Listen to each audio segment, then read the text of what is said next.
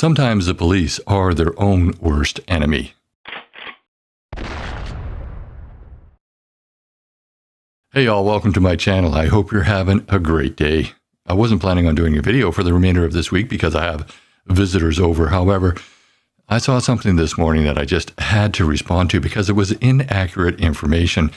I do want to qualify this by saying it's been about 4 years since I've been an active police officer, and I'm not a lawyer. However, this was accurate to the point where I left the RCMP. And I don't want to criticize the person who gave this information out because he is also a former RCMP officer. However, he fell into the trap that a lot of police officers have fallen into, in that a lot of police officers believe that you have to have a search warrant for every search you do, which is not correct.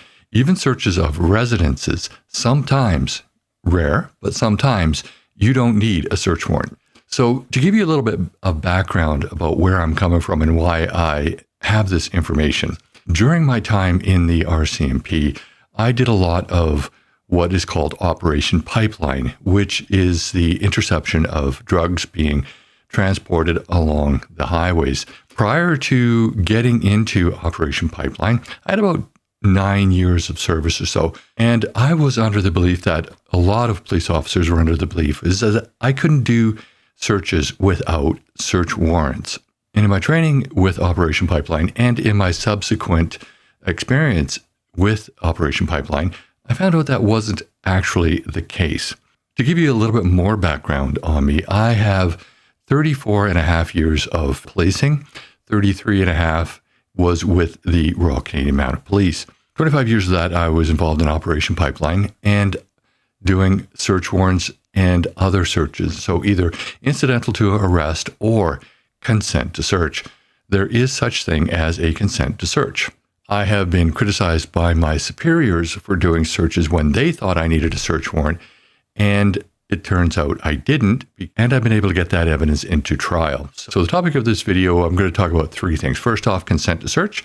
Second, why the Canadian government can produce the evidence that has been ordered by Parliament to the RCMP, and why they can use that, in my opinion. And then I'm going to clarify a video that I put out earlier this week, where the RCMP retreated from basically swarming. Now, a lot of people say, well, it's not swarming. There was only like a couple dozen people or a dozen people there. But I'm going to talk about that and clarify why I put that video out. Because a lot of people have commented and they seem to have missed my point. Maybe they didn't. Maybe it's just my interpretation of what they've commented on. But I'm going to talk about that later in this video. So let's talk about why the RCMP and why a lot of members in the RCMP think they need a search warrant for everything, including residences.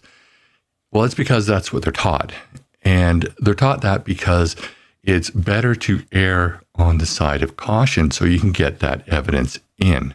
But people can consent to search. There's a few things that you need to do before you can get consent to search. It's not just showing up at somebody's house and saying, hey, can I take a look in your house?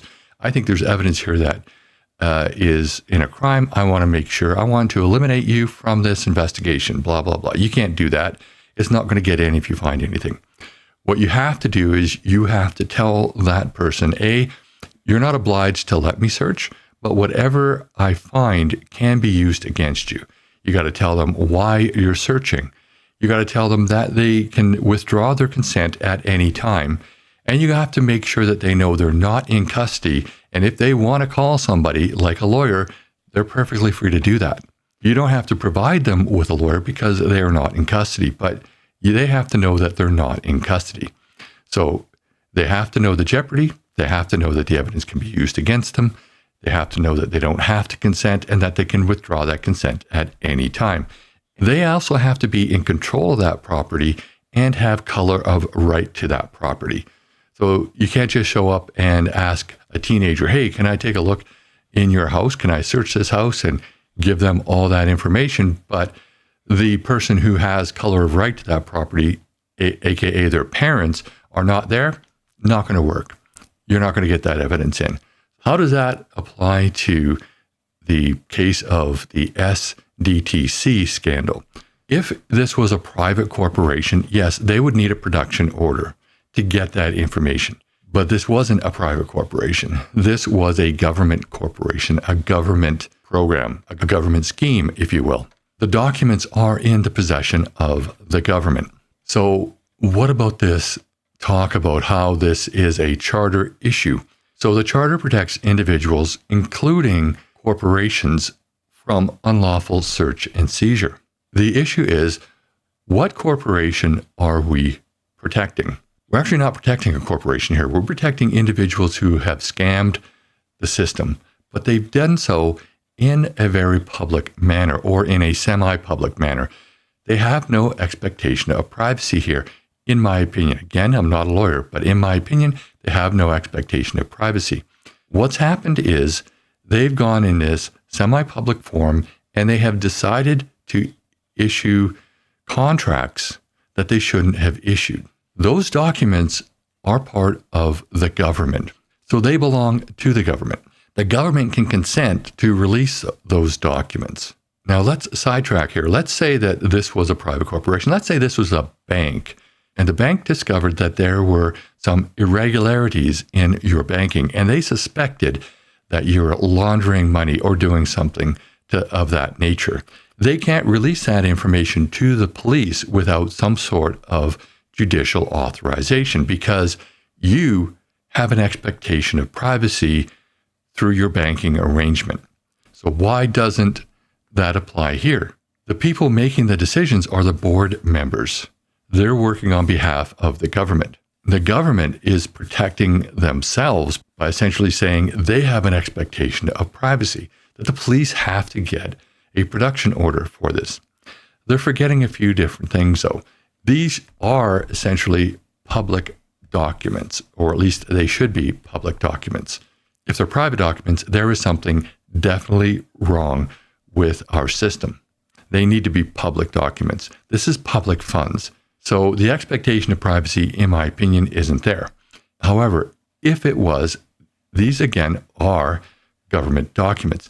They already have a production order because Parliament has the ability to order the production of documents that are in government possession.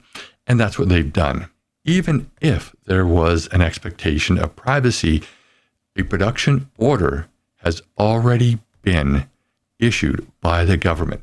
Because of the supremacy of Parliament, Parliament has that ability. So on two levels here, I believe these documents can be produced and submitted to the RCMP and used.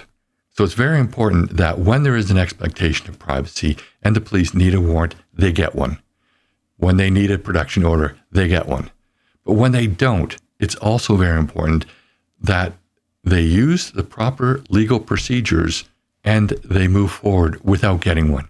Because when they get warrants and production orders, when they don't need them, then the courts eventually will require them to get them.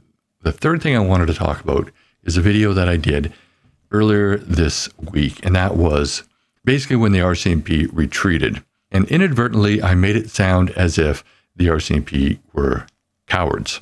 I'm not saying that at all.